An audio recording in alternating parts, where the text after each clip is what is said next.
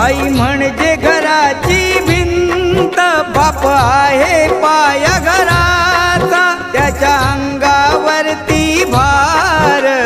कुटुंब संसाराचा। पत्नीला जरीची साडी, नवे कपडे मुलांना आणून, बाप माझा गावभर फिरतो फाटलेली बनियान घालून, फाटकी चप्पल केसाला नाही फणी, बाप माझा